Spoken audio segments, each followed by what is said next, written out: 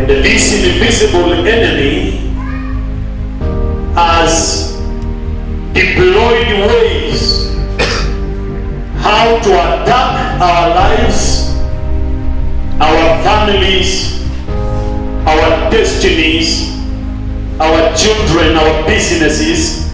To be able to win this battle, we must understand the warfare technicalities involved in every battle.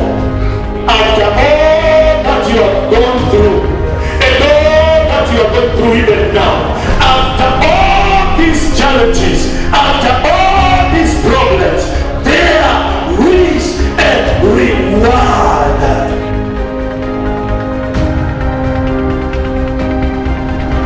I see a standard raised for you, my brother.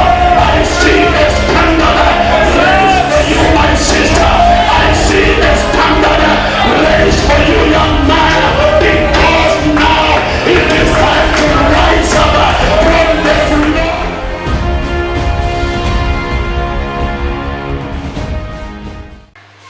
The topic of my message is simple.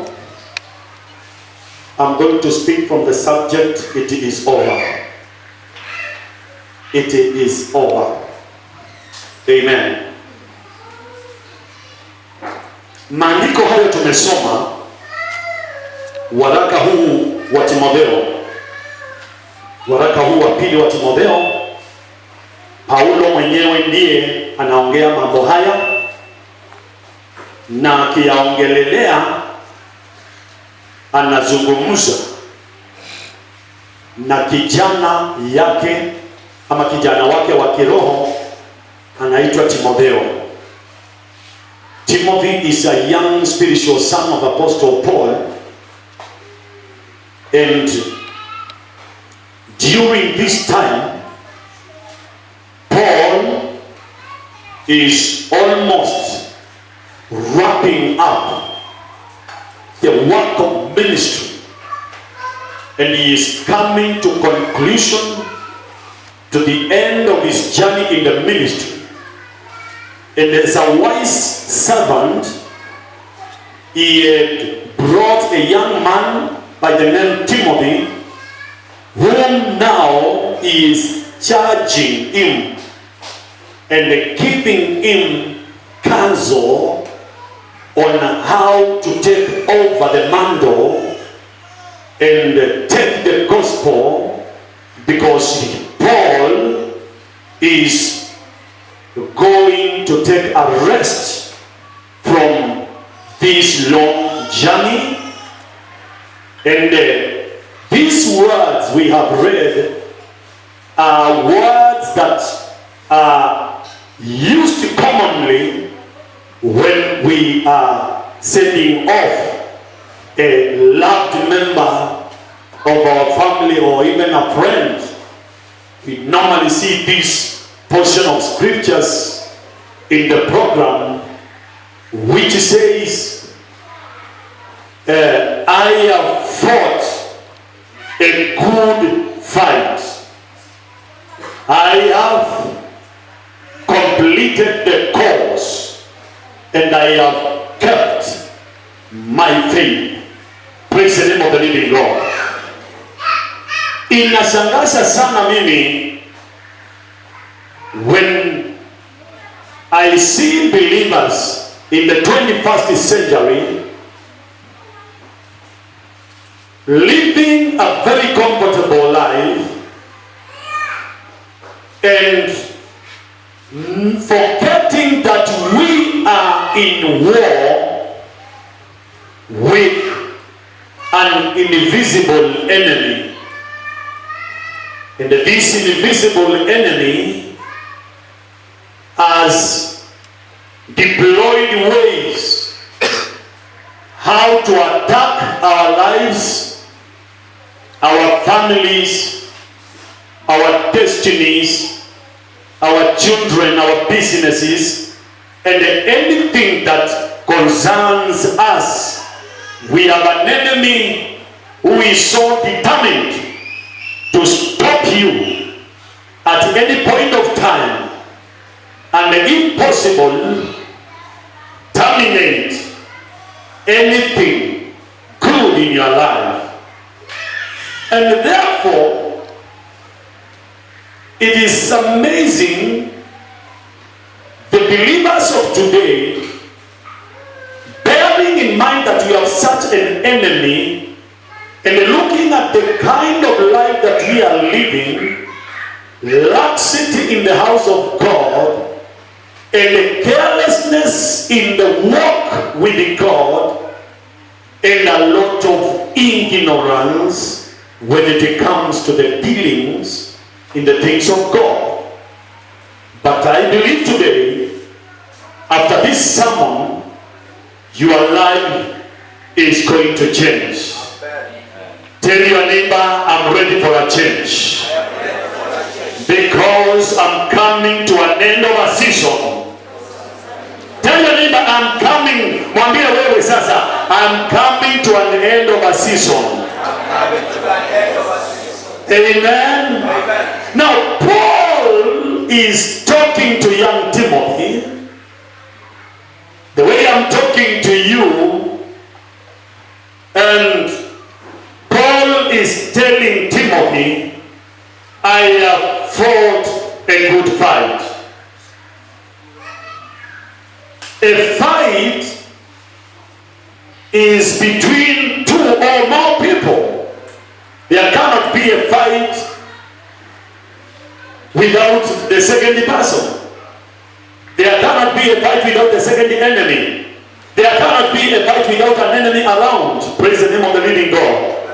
Am I talking to fighters? Are there fighters in the house of God? Oh, there are very few. Where are the others? Are there fighters in the house of God? Yes. Are there fighters among sisters? Yes. Are there fighters among brethren? Yes. Bwana Yesu asifiwe. Now, brothers and sisters, when I listen to what people call fight, I look at it and I call it a joke. Because we are on a battle with this fallen archangel called Satan. And for us to be able to win this battle, we must understand the warfare technicalities involved in every battle. Praise the name of the living God. When Paul is saying that I have fought a good fight, hallelujah, I'm looking at Paul as a person, and I'm seeing a real fighter. Praise the name of the living God. My brother, my sister, I don't know about you, but when I look at Paul, and when I look at this statement, ninaona mtu ambaye alipigana vita vikali sana. Haleluya. Na ndio sababu mchana wa leo mpendwa, nataka nikuambie, kwa sababu sisi hatujafika mahali Paulo alikuwa amefika, manake akiongea mambo haya yuko tayari kukamilisha kazi ya injili, na kazi hii kuna majeraha mengi sana katika njia ya wokovu. Jina la Bwana lipewe sifa.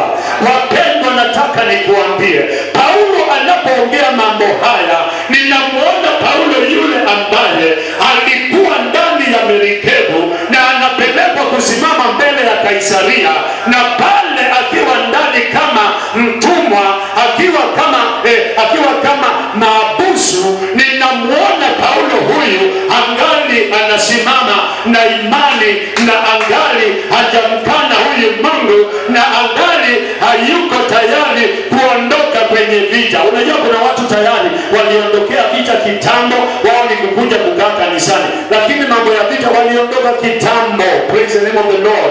Ask your neighbor, are you still on the race? Ask your neighbor again, are you still on the race? Tell your neighbor, quitters never win. Tell him again, quitters never win.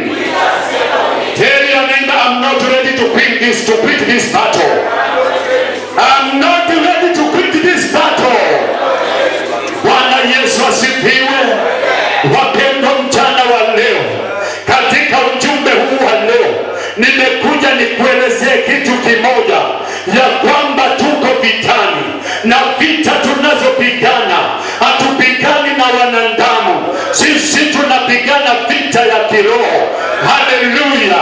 Na wakati mwingine tunakaa ni kama sisi ni mateka, tunakaa kama manusura, lakini vita tunayopigana tunajua ya kwamba vita sio vyetu, vita viko na mwenyewe. Jina la Bwana lisifiwe. Na ndiyo sababu nimekuja nikuambie, huenda igawa mpendwa umelala njaa, huenda igawa mpendwa hauna pesa ya hiki na kile, huenda igawa mpendwa kuna maadui wamekuzingira, na nataka nikuambie, licha ya mambo haya yote, simama imara na usimame ukiwa na imani katika Bwana, kwa sababu aliyekuita ni mwaminifu kuikamilisha kazi njema aliyoanzisha ndani yako. Yeye hajawahi shindwa na hatashindwa wakati huu.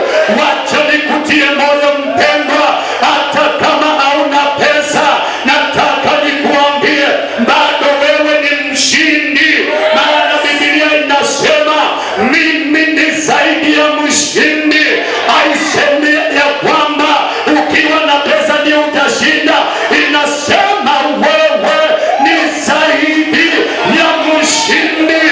Uwe na pesa, uwe una pesa, simama imara na uvumilie.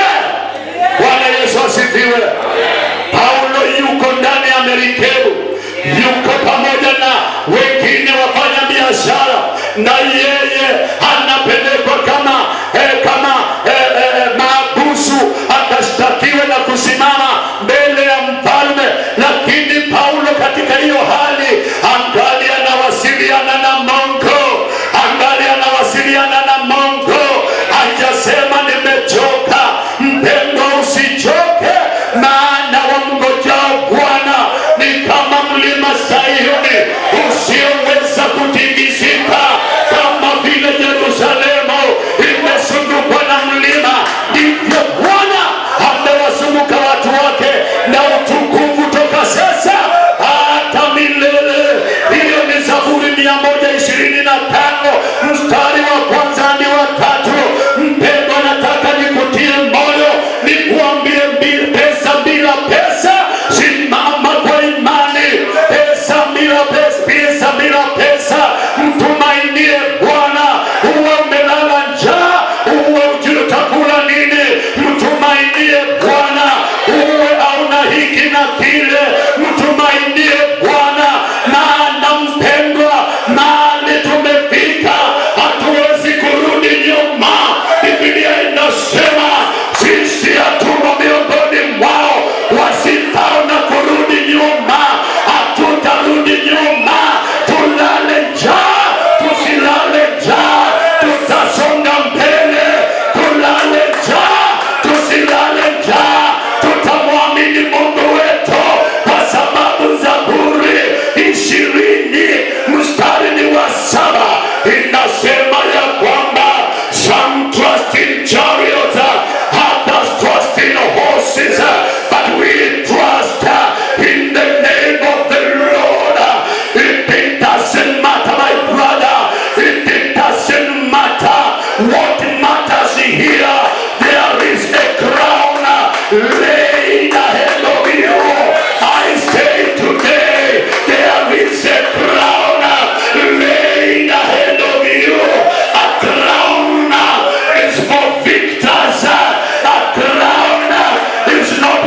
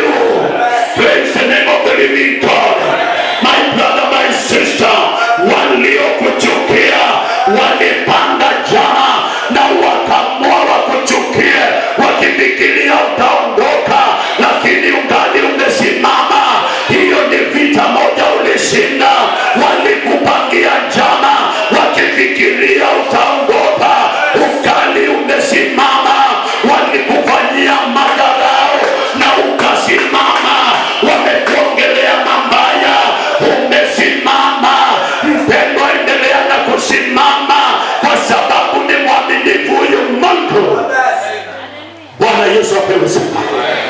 Pointi ya pili, Paulo anasema I have finished the course. Hallelujah. I want you to look at this statement. Asemi we, anasema I. Oh. Timothy, I look at you as a young man and I see you have a long way to go. Young people who are here, listen to me. You have a long way to go. You didn't hear what I said. You have a long way to go. Amen. I am looking, Paul is looking at Timothy and he is telling him, I, not me and you, I have finished the course. My brother, my sister, today, I came to, challenge you and to encourage you that you be ready to finish the course. Because Paul is saying, I have finished the race. Remember the other day, he told us a race has been set before me. And now today, the same Paul is telling us that now I have finished this race. Hallelujah. Praise the name of the Lord. And the other day I told you, my brother, my sister, when it comes to racing, this is a serious business that you cannot be done around and think that you are going to make it. A race is for prepared people. A race is for people who have done enough practice, because anybody who is going to a race is only looking forward to one thing, the prize therein. But it is the other day I told you, never run a race before you know the prize therein. Usiwahi kimbia mbio ambazo hujui ni nini kimewekwa kwa atakayeshinda. The same thing I want to tell you, never fight the battle until you know the reward for the one who is going to win this battle. Jina la Bwana lipewe sifa. Look at this man called David. David is appearing na kuna mtu anaitwa Goliath, na huyu Goliath ni mtu alikuwa anatisha watu sana, jeshi la Sauli. Lakini Daudi alipofika ameuliza, kulingana na nyinyi, mmesikia mwenye anaweza huwa hii jitu ni nini atapewa? Lazima akuwe na zawadi. Bwana Yesu asifiwe. Mpendwa, hakuna mbio na hakuna vita haina zawadi. Lazima ujue ni zawadi gani imewekwa kwa atakayeshinda vita hii. Akaambiwa, for anyone who is going to kill this Goliath, there are 3 important rewards for that person. Number 1, the man who will kill Goliath is going to be given the wife of the king for free. Bwana Yesu asifiwe. Number 2, atakuwa exempted from taxation. And the number 3, praise the name of the living God. Yani unakuta kama ni vita unaingia, jua zawadi iliyowekwa ni gani. Amen. Paulo anasema, nikisha kuwa nimekamilisha mbio hizi, ninaona sasa kuna zawadi imewekwa, panchi imewekwa mbele zangu. There is a reward. After all that you have gone through, and all that you are going through even now, after all these challenges, after all these problems, there is a reward for every overcomer. James chapter 1, verse number 12. Can someone read for me?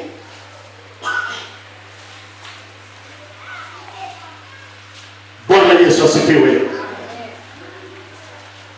James chapter 1, verse number 12. Blessed is the one who perseveres under trial, because having stood the test, that person will receive the crown of life that the Lord has promised to those who love Him. There is a crown of life laid ahead of each one of us here today. Kuna taji la uzima limewekewa kila mmoja wetu. Mpendwa, nasema nini? Kuna mambo mengi sana yanaweza fanya usipate hii taji, na mojawapo ni maadui wanaokuinukia.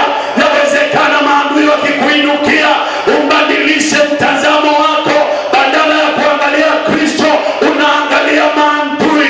Jina la Bwana lipewe sifa. Wapendwa, lazima tushinde. Nasema lazima tushinde. Nasema kina mama mtashinda, wazee mtashinda, na vijana mtashinda. Watu watakuongelelea.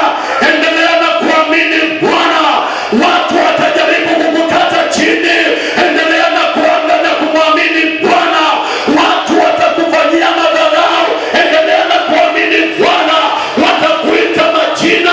Endelea na kuamini Bwana, kwa sababu kuna siku inakuja usimame na useme nimezishinda vita na nimekamilisha safari. Halafu ile ingine Paulo anasema and I have kept the faith. Hallelujah. I have kept the faith. Hey!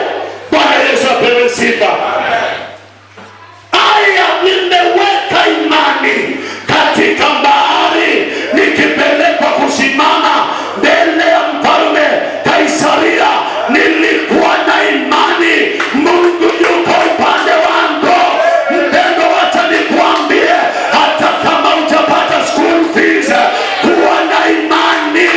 Na wakati huu ni wakati wa kumgeukia shetani na umwambie I am coming to finish now. I'm finishing the race. I'm finishing the race. I'm finishing this season. I'm finishing the dry season. I'm finishing the season of pain. I'm finishing the season of crying. I'm finishing the season of being broke. I'm finishing the season of being jobless. I'm finishing the season of being unemployment. Therefore, I want you to hear me. I know 2020 you messed up with me. You messed with my business. You messed with my employment. You messed with my family. You messed with this and that. But I come to tell you today, I am rising up again. I am rising up again. I am rising up again to enter into a new season in the name of Jesus.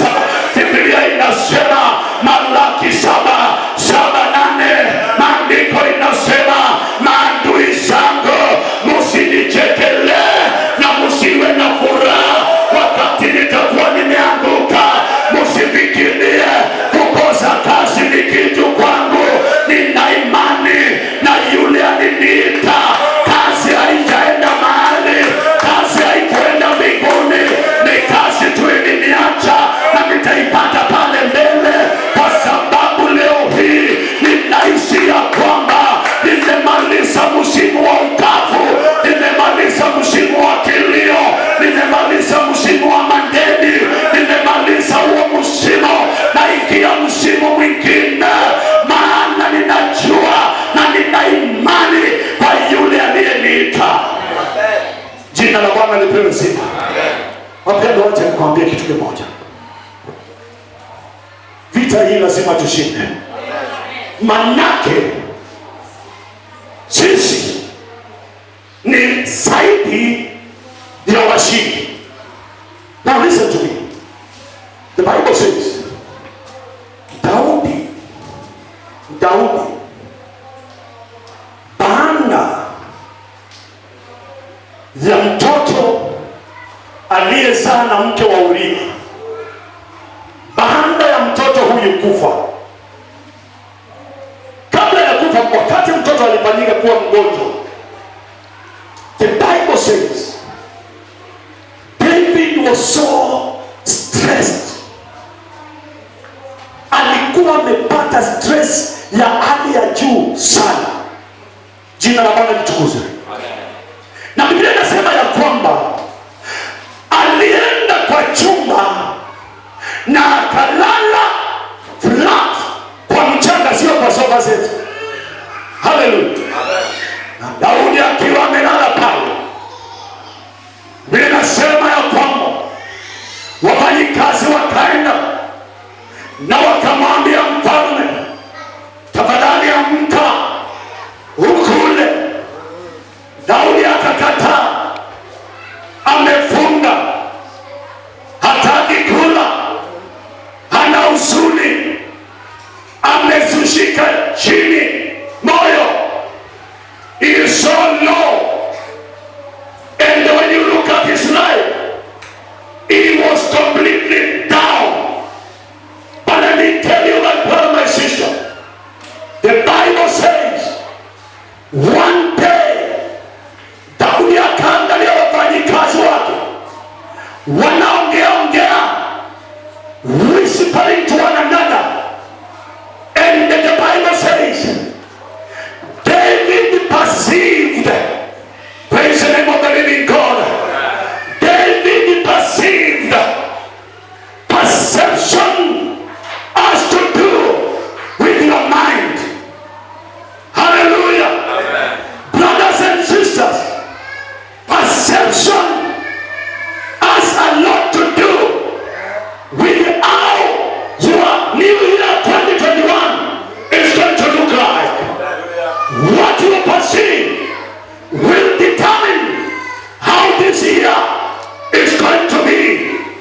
Because the Bible says, "As a man thinketh, so he is." The Bible says, Daudi akajua vile wanaongea, kuna kitu kimefanyika. Daudi alipoambiwa mtoto amekufa, Biblia inasema ya kwamba akaamka, akaoga. Hey, praise the name of the Lord. Brethren, church, the year 2021 is a year to forget about the past. You didn't hear what I said. Hallelujah. Paul is saying, now it is time to set aside every weight, anything that has been an obstruction, everything that has been holding me back. I am going to put it aside.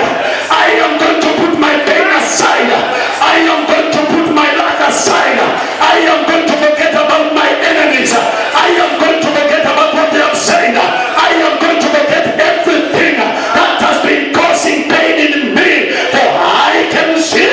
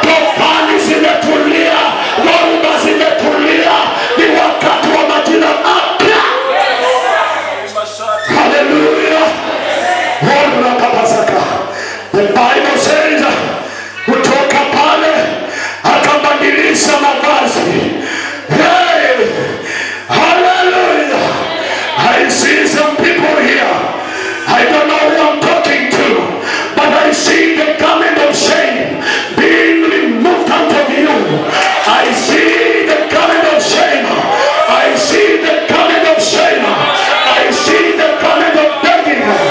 I see the garment of debt.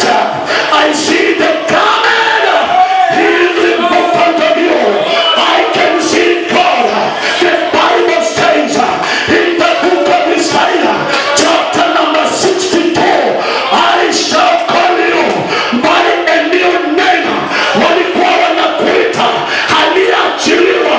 Wacha nikuambie, Bwana wa majeshi atakurejea na atakurejea akiwa na neema, akiwa na faraja, akiwa na baraka. Watakuangalia, manake jina jipya linakuja juu yako. Maandiko inasema na Bwana atakuita kwa jina mpya.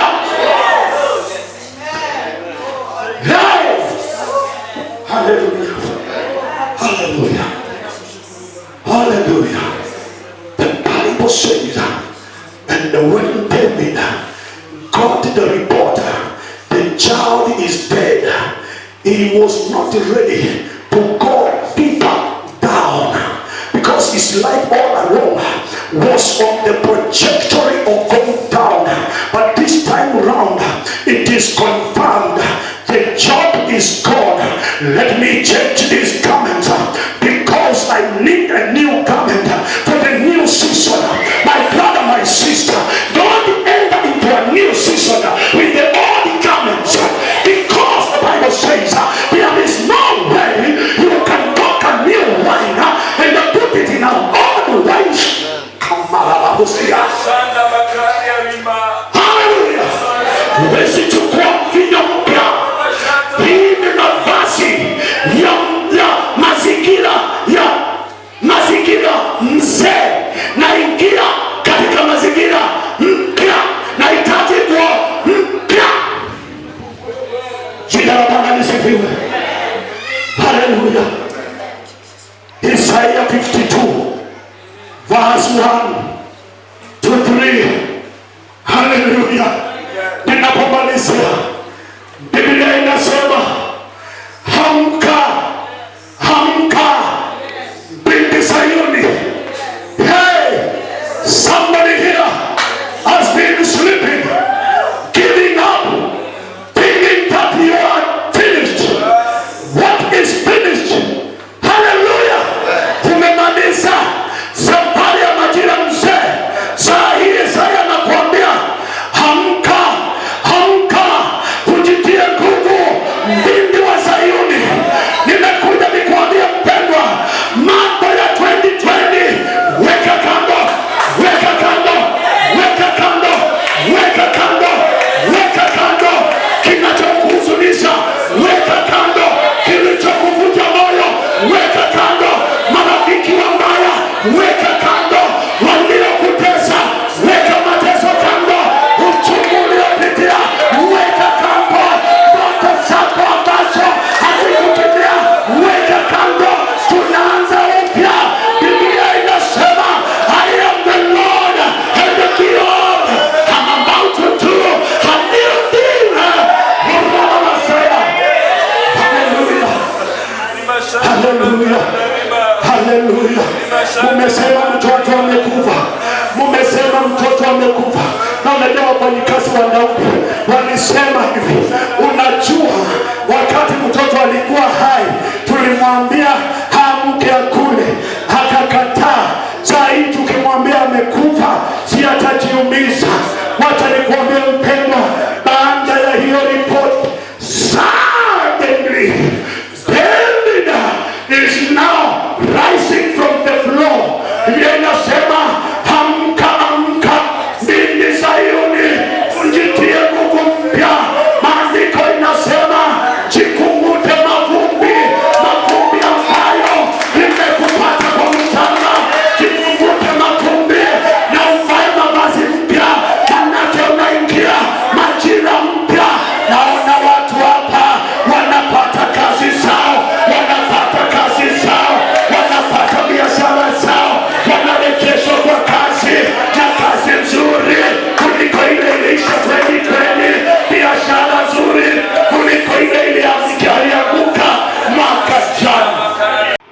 The third thing Biblia inasema, na wakamletea chakula, na wakifikiria hata kula kwa sababu mtoto amekufa, akawaambia akuendaki namna hiyo. Nishajua, I have perceived in my mind, I'm entering into a new season. I don't have to die because of things of the past. I have put my past behind me. I'm now working and moving forward, for I can see something better than what I lost. Bwana asifiwe. Wapendwa, behold, Isaiah chapter number 53. Somebody read for me as I conclude.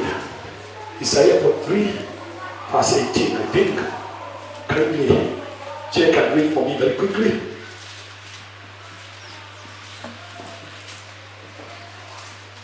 Isaiah 43 verse number 18.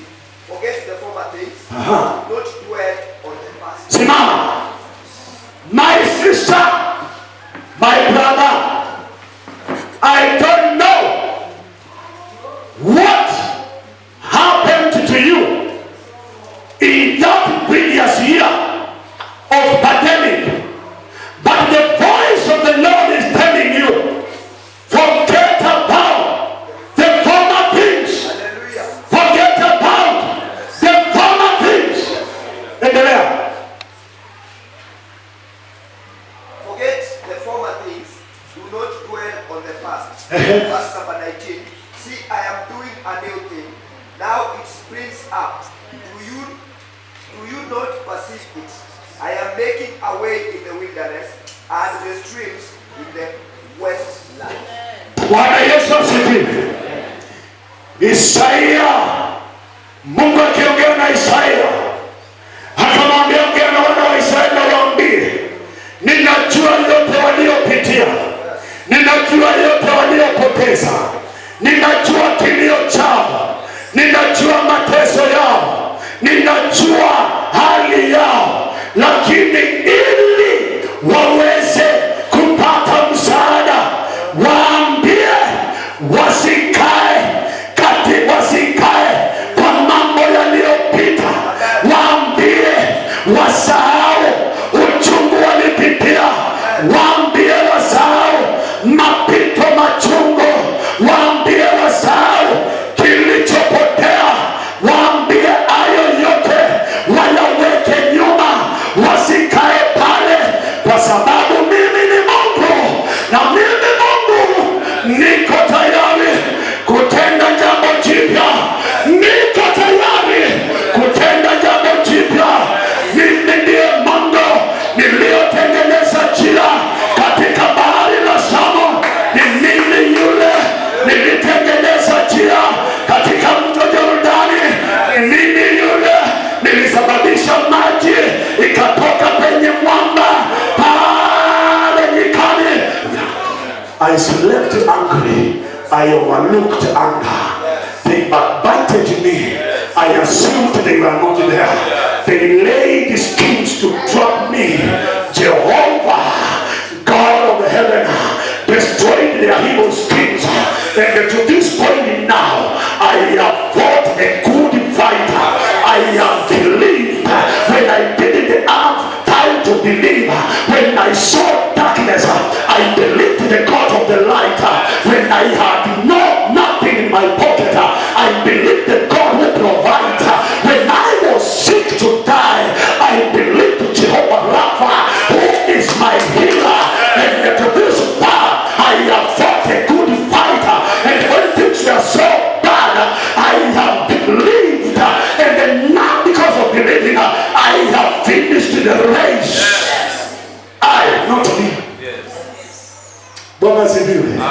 Kijana uliye hapa, wazazi wakimaliza, usifikirie umemaliza. Uko na safari.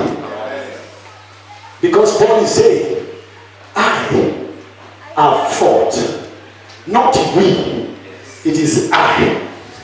And I have finished the race.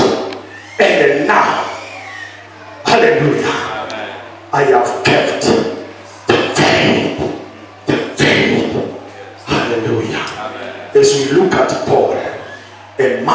great faith. As we look at David, a man who was so down, so low, with all the reasons to quit this race, but he said, I cannot quit at this time, because there is a kingdom awaiting for me. There is a lot that I need to accomplish. There is a lot of things that I need to put in place in this kingdom. I cannot quit. Bwana asifiwe. Mpendo uliye hapa, usikubali kuondoka, na usiondolewe na wengine, na usiondolewe na shida. Paulo anauliza, na je, ni kitu gani kitatutenganisha na upendo huu? Ni shida. Nijibu nikisema ni shida, ni malaika, ni mazengeli, ni magonjwa, ni korona. Hakuna kitu kitanitenganisha na upendo wa Mungu Baba. Bwana asifiwe. Tusimame kwa imara. Let us stand on our feet. Let us stand on our feet. It is over now. It is over now.